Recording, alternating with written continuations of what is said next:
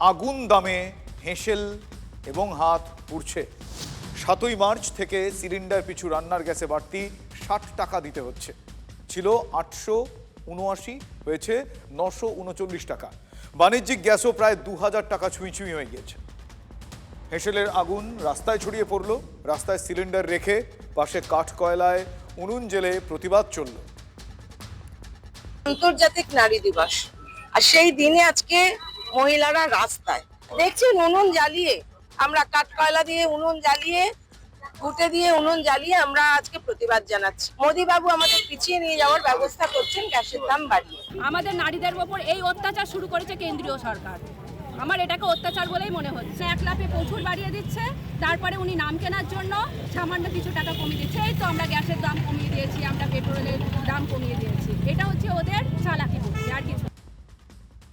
হুগলির চুঁচুড়ার এই প্রতিবাদে প্রকাশ্যে কোনো রাজনীতির পতাকা ছিল না, তবে মহিলাদের এই প্রতিবাদের নেতৃত্বে তৃণমূল কাউন্সিলর মৌসুমী ঘোষকে দেখা গিয়েছে। তিনি হুগলি জেলা পরিষদের সদস্যও বটে। শনিবার ধর্মতলার ধর্ণা মঞ্চ থেকেই মুখ্যমন্ত্রী পথে নামার ডাক দিয়েছিলেন।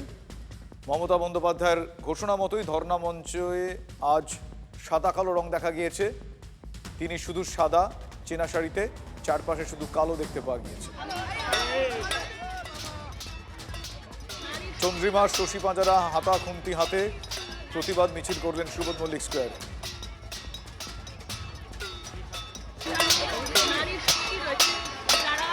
গ্যাস নাই, রান্না নাই, সেই জন্য হাঁড়ি, কড়াই, বাটি, ঘটি, হাতা, খুন্তি দিয়ে প্রতিবাদ মিছিল।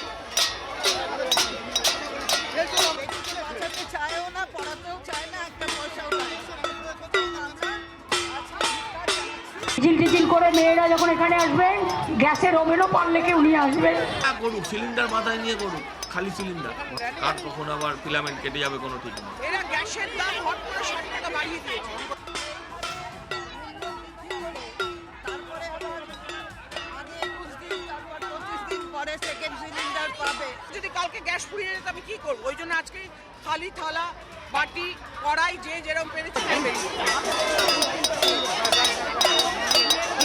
প্রয়োজনে কালো শাড়ি পরুন, প্রতিবাদের ভাষা আপনাকে বেছে নিতে হবে। তৃণমূলের তো বেশিরভাগ মিছিলে আমি কালো কাপড় পরাই মহিলাই তো দেখতে পাই। মুখ চোখ ঢাকা থাকে কালো কাপড়ে সব। তাদের কালো কাপড়ে কি বার্তা বলতে চাইছেন? সে আপনাদের বোঝার বুদ্ধি থাকলে বুঝে নেবে। কালোটা কেন পরে জানেন? বিচারের জন্য। এরা অ্যান্টি উইমেন। প্রতিবাদের ভাষা আপনাকে বেছে নিতে হবে। অনেকটাই দীর্ঘ পথ, বুঝতেই পারছেন। আর এতেই জাহাজ ভাড়া এবং বিমা খরচ কয়েক গুণ বেড়ে গিয়েছে। আর তার মধ্যে আবার আন্তর্জাতিক বাজারে গ্যাসের লেনদেন ডলার ছাড়া হয় না, আমরা জানি। আর ডলারের তুলনায় ভারতীয় টাকার দাম পড়েছে। একই পরিমাণ গ্যাস কিনতে ভারতের তেল সংস্থাগুলোকে আগের থেকে বেশি টাকা খরচ করতে হচ্ছে। জ্বালানি গ্যাসের দাম বাড়া কমার আরও একটা ফ্যাক্টর হলো সৌদি কন্ট্রাক্ট প্রাইস। সৌদি আরবের রাষ্ট্রীয় তেল সংস্থা সৌদি আরামকোর নির্ধারিত মূল্যের উপর ভিত্তি করে ভারতে এলপিজির দাম নির্ধারিত হয়। ফলে এটা বুঝতেই পারছেন, বিপুল আর্থিক ক্ষতি সামাল দিতে ভারতের তেল সংস্থাগুলো গ্যাসের দাম বাড়িয়েছে। বৈদেশিক নীতির সঙ্গে তো এই অর্থনৈতিক নীতি জড়িয়ে আছে তেলের দাম বাড়া কমার ক্ষেত্রে। ফলে যখন ওরা দাম কমায় তখন কিন্তু কোনো রকম কোনো সুবিধা সাধারণ মানুষ তো পায় না। আর দাম বাড়লে যে কি হয় সেটা তো খালি গ্যাসের দাম বা তেলের দাম বাড়া না, তেলের ইকোনমির সঙ্গে, অর্থনীতির সঙ্গে অন্যান্য সমস্ত জিনিসপত্রের অর্থনীতি জড়িয়ে আছে। এটা তো একটা বাচ্চা ছেলেও জানে। আর এই পরিস্থিতিতে গ্যাসের সিলিন্ডারে যদি বাড়তি 60 টাকা করে দিতে হয়, অনেক পরিবারের জন্যই সেটা চাপের। তবে আরও বেশি অনিশ্চয়তা তৈরি হচ্ছে কিন্তু সিলিন্ডারে। গ্যাস ফুরোলে আদৌ সিলিন্ডার সময় পাবেন কিনা সেটা নিয়ে একটা সংশয়। যুদ্ধের জেরে ক্রাইসিস নিঃসন্দেহে একটা তৈরি হয়েছে, কথা বলার অপেক্ষা রাখে না। 21 দিন আগে থেকে আপনাকে বুক করতে হবে। তার মানে আপনার বাড়িতে যদি এখন গ্যাস না থাকে, আপনি 21 দিন কি ওদের মাথা খাবেন না আমার মাথা খাবেন? কার মাথা খেয়ে থাকবেন? রান্না করবেন কোথায়? যুদ্ধ হলে ক্রাইসিস হয়, তো সারা পৃথিবীর ইতিহাসে আছে। যুদ্ধ হলে ক্রাইসিস হয়। ভারতবর্ষে যুদ্ধ হলে খাদ্যশস্যে ক্রাইসিস হবে। আর যে জিনিস আমাকে বিদেশ থেকে আমদানি করতে হয়, সেই দেশের ওপর যদি সঙ্গে যদি যুদ্ধ চলে, স্বাভাবিক সেই জিনিস এখন আমরা পাবো না। তাদের জিজ্ঞেস করি আগে কি করছিলেন, ঘুমোচ্ছিলেন না উপহার নিয়ে বেড়াচ্ছিলেন, গলায় মালা পরে বেড়াচ্ছিলেন দেশকে বেচে দিয়ে? আজকে মনে পড়লো যার ঘরে গ্যাস নেই তাকে 21 দিন অপেক্ষা করতে হবে। যুদ্ধ হলে ক্রাইসিস হয়, তো সারা পৃথিবীর ইতিহাসে আছে। যুদ্ধ হলে ক্রাইসিস হয়। রান্নাটা তাহলে আপনি করে দিয়ে যাবেন, হোম ডেলিভারি আপনি করে দিয়ে যাবেন। কেরোসিনও তো নেই যে স্টোভ জ্বালাবে, কেরোসিনও তো কোটা কমিয়ে দিয়েছেন, বন্ধ করে দিয়েছেন প্রায়। তো লোকে খাবেটা কি মাথা চিবোবে? এগুলো আগে ভাবা উচিত ছিল না কমরেডদের? তেলও দাম বাড়বে, দাম বাড়লে যে কি হয় সেটা তো খালি গ্যাসের দাম বা তেলের দাম বাড়া না, একই সঙ্গে দৈনন্দিন জিনিসপত্র, আনাজপাতি, নিত্য প্রয়োজনীয় সামগ্রী সব কিছুর দাম মানুষের বেড়ে যায়। সেই জন্য যুদ্ধ বন্ধ করার জন্য ধর্ণা দিন। 60 টাকা গ্যাসের দাম বাড়িয়েছে, তার আগে 3 দিন আগে 49 টাকা বাড়িয়েছে।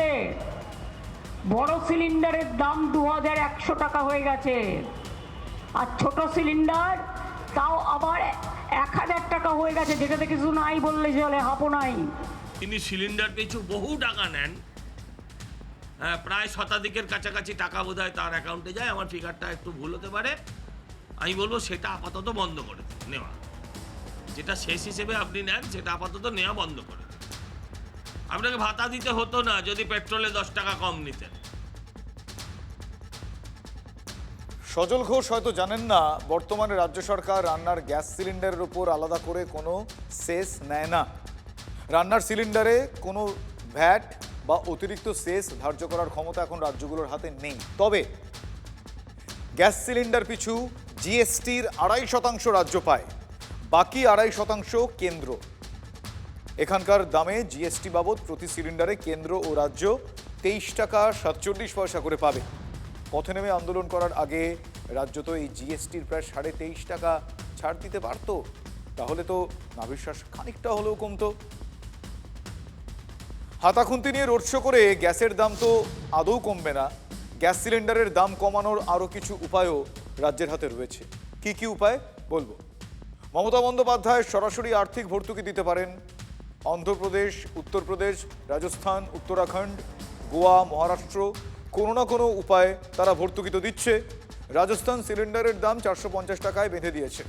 উত্তরাখণ্ড, মহারাষ্ট্র, গোয়া বছরে 3টি করে সিলিন্ডার ফ্রিতে দিচ্ছে। অন্ধ্রেও তাই।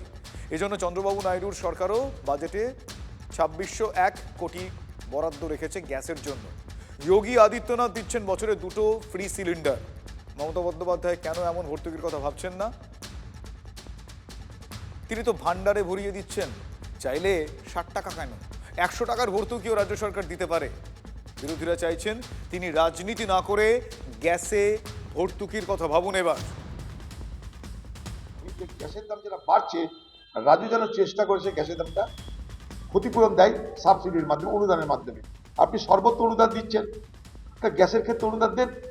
আপনি যদি লক্ষ্মীর ভান্ডারে মা বাপ বোনদের জন্য পয়সা দিতে পারেন, তাহলে গ্যাসের জন্য পয়সা দিন, কারণ গ্যাসটা তো ব্যবহার করে মা বোনেরা। তাদের অনুদান দিন, যাতে এই গ্যাসের দাম বৃদ্ধির জন্য তাদের রান্নাঘরে যেন কোনো সংকট না হয়। ফলে বুঝতেই পারছেন অন্যান্য রাজ্য যা করতে পারছে এই রাজ্য কেন করতে পারছে না। মমতা বন্দ্যোপাধ্যায় কেন গ্যাসে ভর্তুকি দিতে পারছে না। অন্যান্য রাজ্য ব্যাক টু ব্যাক আপনাদের বললাম যারা 2টো করে সিলিন্ডার ফ্রিতে দিতে পারে, কিন্তু সেক্ষেত্রে গ্যাসের দাম বাড়ায় হাতাখুন্তি নিয়ে প্রতিবাদ করছেন তারা, কিন্তু সেক্ষেত্রে ভর্তুকি দিয়ে রাজ্য গ্যাসের দাম কমাতে পারে সেটা কেন করছে না এ প্রশ্ন কিন্তু তুলছে বিরোধীরা, প্রশ্ন তুলেছে।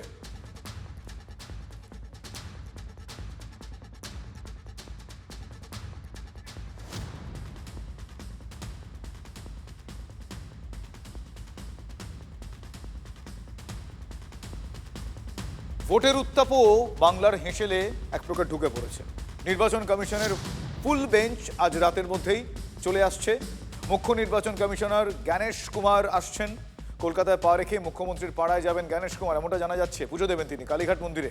অন্যদিকে ডেপুটি নির্বাচন কমিশনার জ্ঞানেশ ভারতী তিনি ইতিমধ্যেই শহরে পৌঁছে গিয়েছেন। ভোটের এই উত্তাপ পেয়ে একেবারে দাবাং মেজাজে রাজগঞ্জ থানার আইসি অমিতাভ বিশ্বাস। কেন্দ্রীয় বাহিনীর সঙ্গে নিয়ে বাড়ি বাড়ি গিয়ে দাগিদের তিনি শাসিয়ে এলেন। এবার ভোট অন্যরকম হবে।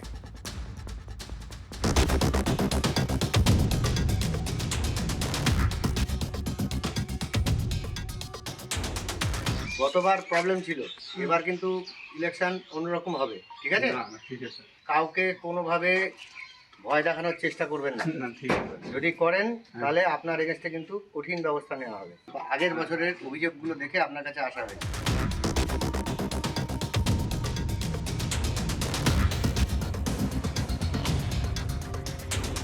এখানে কিন্তু শুধু আমরা নেই, প্যারামিলিটারি ফোর্স আছে, সব আছে।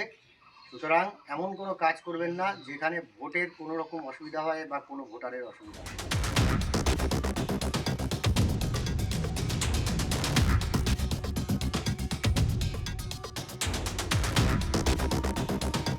ভোট সুষ্ঠুভাবে করানোর জন্য ওনারাও এসছেন, আমরাও আছি। গত বছর একটা ঘটনা ছিল, সেই জন্য আপনারা এসছি। গতবার তো ভোট দিতে পারিনি, জঙ্গলে ছিলাম। কোনো প্রবলেম হলে চিন্তার কোনো কারণ নেই। রাজ্যের পুলিশ, আধা সামরিক বাহিনী সবাই আপনাদের পাশে আছে, ঠিক আছে? আপনারা কোনো প্রবলেম হলে আমাদের জানাবেন।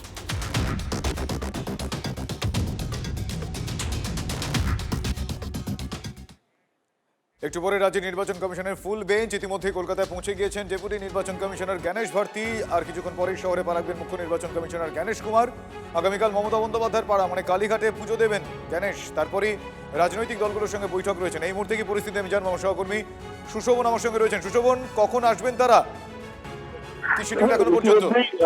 বিমানবন্দরে চলে এসেছেন জ্ঞানেশ কুমার এবং তিনি এখনো বাইরে বেরোননি, এখন শুধু অপেক্ষা মাত্র। কিন্তু একেবারে যেটা সব থেকে গুরুত্বপূর্ণ বিষয় সেটা হলো, যেহেতু জ্ঞানেশ কুমার আসছেন সেই জন্য কেন্দ্রীয় বাহিনীর জওয়ান এবং অন্যদিকে রাজ্য পুলিশের বাহিনী বিপুল পরিমাণে মজুত করা হয়েছে। আমরা যদি দেখি যে এর আগে বিমানবন্দরে এরকম কিন্তু বাহিনী খুব একটা লক্ষ্য করা যায়নি যে কোনো কেউ এলে মজুত করার জন্য বা নিরাপত্তার স্বার্থে ব্যবহার করার জন্য। নিরাপত্তার স্বার্থে একেবারে কেন্দ্রীয় বাহিনীর জওয়ানরা এবং রাজ্য পুলিশ অর্থাৎ বিধাননগর পুলিশ কমিশনারের একাধিক পদস্থ পুলিশ অফিসার এবং পুলিশ কমিশনার তিনি নিজে পর্যন্ত এখানে নিরাপত্তার স্বার্থে রয়েছেন। স্বাভাবিকভাবে কিছুক্ষণ আগে দেখলাম মনোজ আগরওয়াল তিনিও নিজে চলে এসছেন এবং এই যে জায়গায় এবং তার যে যাত্রাপথ অর্থাৎ এইখান থেকে নিউ টাউনে তার যে পাঁচতারা হোটেল তিনি যে যাবেন সেটাও নিশ্চিত নিরাপত্তা একেবারে মুড়ে ফেলা হয়েছে, যাতে কোনো রকম তার নিরাপত্তার গাফিলতি না থাকে এবং সেই জায়গা থেকে যাতে একেবারে নিরাপত্তা সুনিশ্চিত করা যায়, পুলিশ সেদিকে নজর রাখছে। অন্যদিকে কিন্তু কিছুক্ষণের মধ্যে জ্ঞানেশ কুমার তিনি বেরোবেন এবং বেরিয়ে তিনি সাংবাদিকদের সাথে কিছু বলেন কিনা সেটাও গুরুত্বপূর্ণ এবং তিনি তারপর পৌঁছে যাবেন। এবং অবশ্যই তুমি যে কথা বলছিলে তার কিন্তু তারপর এক দ্বারা কর্মসূচি রয়েছে। ধন্যবাদ সুশোভন। মুখ্য নির্বাচন কমিশনার জ্ঞানেশ কুমার রাজ্যে আসছেন প্রতিবাদে তৃণমূল কর্মী সমর্থকদের বিক্ষোভ। নিউ টাউনে হোটেলের বাইরে গো ব্যাক লেখা পোস্টার নিয়ে বিক্ষোভ তৃণমূল বিধায়ক তাপস চট্টোপাধ্যায়। মুখ্য নির্বাচন কমিশনের বিরুদ্ধে স্লোগান তৃণমূলের কর্মী সমর্থকদের।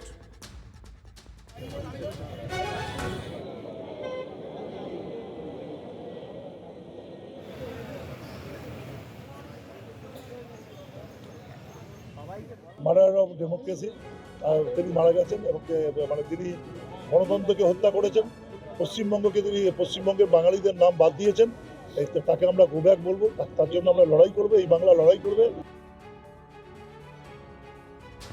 একজন সৎ মানুষ সমাজকে সততার প্রতিশ্রুতি দেন, সেই প্রতিশ্রুতি প্রতি পদে পদে তিনি পালন করেন। যেমনটা করলেন বসিরহাটের দাউদ আলী শেখ। সাফাই কর্মী দাউদের জীবনের অনেক প্রতিকূলতা তাকে প্রতিশ্রুতি ভঙ্গ করতে কিন্তু কখনো। বসিরহাট পুরসভার কঠিন বর্জ্য প্রক্রিয়াকরণ কেন্দ্র। সাফাই কর্মী ছাড়া সাধারণ মানুষের এখানে খুব একটা যাতায়াত নেই, কিন্তু এই আবর্জনা স্তূপের প্রতিশ্রুতি পূরণের গল্প রয়েছে। সৌজন্যের নির্মল বন্ধু দাউদ আলী শেখ লক্ষ লক্ষ টাকা সোনাও ওর সততায় চির ধরাতে পারেনি। বসিরহাট পুরসভার 18 নম্বর ওয়ার্ডের বাসিন্দা তাপসী বিশ্বাস। রোজকার মতো তাপসীর মা ময়লা ফেলেছিলেন নির্মল বন্ধুর গাড়িতে, কিন্তু খেয়াল করেননি নোংরার সঙ্গে চলে গিয়েছে মেয়ের গয়না রাখা প্লাস্টিকের প্যাকেটটাও। যখন হুঁশ ফিরল ততক্ষণে অনেক দেরি হয়ে গিয়েছে। নোংরার গাড়ি বর্জ্য প্রক্রিয়াকরণ কেন্দ্রে পৌঁছে গিয়েছে, গাড়ি খালি। এদিকে হৃদকম্পন বাড়ছে তাপসীর। এই ময়লার স্তূপে পাওয়া যাবে তার সম্পত্তি। তাপসীর জীবনে সোনার আলো নিয়ে এলেন দাউদ আলী শেখ। গাড়িতে পাওয়া গয়নার প্যাকেট সযত্নে রেখে দিয়েছিলেন নিজের বাড়িতে। কেউ খুঁজতে এলে যাতে ফিরিয়ে দেওয়া যায়। তাপসীর হাতে দাও তুলে দিলেন সোনার সংসার। আমার এটা অনেক কষ্ট করা জিনিস, তো আমি পেয়েছি আমার খুব ভালো লাগছে। এরকম মানুষ দেখা যায় না, কিন্তু এরকম মানুষ আছে বলে পৃথিবীটা এখনো চলছে। রেল লাইনের ধারে এই ঝুপড়ি দাউদের ঠিকানা। বাড়িতে ক্যান্সার আক্রান্ত স্ত্রী, কিন্তু পরের সোনা দিয়ে নিজের জীবন আলো করতে চাননি। সততার প্রতিশ্রুতি পূরণ করেছেন। জীবনে খোঁজ করার পরে আমি সেটাকে দিয়ে ফেরত দিয়ে দিই। কি জিনিস ছিল? সোনার জিনিস ছিল। বৌদি কান্না দেখে আমি ফেরত দিয়েছি, যে বৌদির মাল, তাইতে ফেরত দিয়ে দিই। কেমন লাগছে ফেরত দিয়ে? ভালো লাগছে। কঠিন বর্জ্য প্রক্রিয়াকরণ কেন্দ্রের ইনচার্জ গর্বিত দাউদের জন্য। ওনার যে সততা, এতটা গরিব হওয়া সত্ত্বেও, বাড়িতে একটা ক্যান্সার পেশেন্ট থাকা সত্ত্বেও যিনি এইভাবে মালগুলো আমাদের হাতে কয়েক লাখ টাকা, মানে 8 থেকে 10 লাখ টাকা ন্যূনতম, 8 থেকে 10 লাখ টাকা জিনিস সেখানে আছে। ইনি যে সততার সহিত এই জিনিসটা ফেরত দিয়েছে, তার জন্য ওনাকে অসংখ্য অসংখ্য ধন্যবাদ। সাধারণ খেটে খাওয়া মানুষ তার প্রতিশ্রুতি রক্ষা করছে, সোনার প্রতিশ্রুতি। বসিরহাট থেকে নূর আলমের রিপোর্ট, TV9 বাংলা।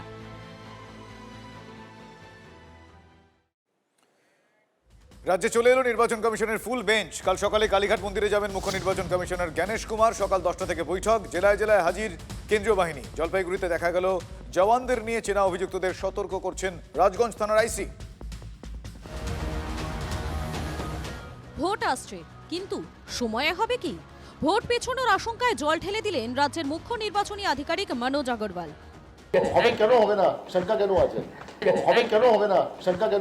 ভোটের দিনক্ষণ ঘোষণার ঠিক আগেই রাজ্যে হাজির নির্বাচন কমিশনের ফুল বেঞ্চ। সোমবার সকালে গুরুত্বপূর্ণ বৈঠক। আগেই রাজ্যে এসেছে কেন্দ্রীয় বাহিনী। জেলায় জেলায় রুট মার্চও শুরু। বাহিনী না হয়ে এলো, ঠিকভাবে কাজে লাগানো হবে কি? বিরোধীরা যখন এই প্রশ্ন তুলছে, ঠিক তখন কেন্দ্রীয় বাহিনীকে সঙ্গে নিয়ে রাস্তায় নামলেন জলপাইগুড়ির রাজগঞ্জ থানার আইসি। চেনা অভিযুক্তদের বাড়ি বাড়ি গিয়ে শাসানি। कोई समस्या है? नहीं सर। हाँ, ये तो ट्रबल मंगा है, तो जो बोलना चाहिए যে গতবার প্রবলেম ছিল, এবার কিন্তু ইলেকশন অন্যরকম হবে, ঠিক আছে? রাজগঞ্জ বিধানসভার 18, 123, 57, 62 নম্বর বুথে ঘুরে ঘুরে ভোটারদের পরাভয়ও দেন থানার আইসি অমিতাভ বিশ্বাস। ভোটাররা অভিযোগও করেন গত বছর ভোট দিতেই পারেননি। আমরা রাজ্যের পুলিশ নই, ইলেকশন কমিশন থেকে বাইরের পুলিশও এসছে। আমাদের কাজ হচ্ছে শান্তিপূর্ণভাবে ভোট করতে হবে। যার যেখানে ইচ্ছে সেখানে ভোট দেবে, কেউ যাতে তাকে বাধা সৃষ্টি না করে, কেউ যাতে এসছে। ভোট দিতে পারিনি, জঙ্গলে ছিলাম। অভিযুক্তদের হুঁশিয়ারি দিয়ে কি করণীয় কেন্দ্রীয় বাহিনীকে সঙ্গে নিয়ে বুঝিয়ে দিয়েছেন আইসি। সপ্তাহে একদিন করে বিলাকোবাদ পানিতে গিয়ে হাজিরা দেবেন, ঠিক আছে? আর কাউকে কোনোভাবে ভয় দেখানোর চেষ্টা করবেন না। যদি করেন তাহলে আপনার এগেন্স্টে কিন্তু কঠিন ব্যবস্থা নেওয়া হবে। এখানে কিন্তু শুধু আমরা নেই, প্যারামিলিটারি ফোর্স আছে, সব আছে। ভোট এলে কাজের কাজটা হবে কি? এই প্রশ্নের উত্তরের দিকেই তাকিয়ে থাকবে বাংলা। নীলেশ্বর সান্যালের রিপোর্ট, TV9 বাংলা।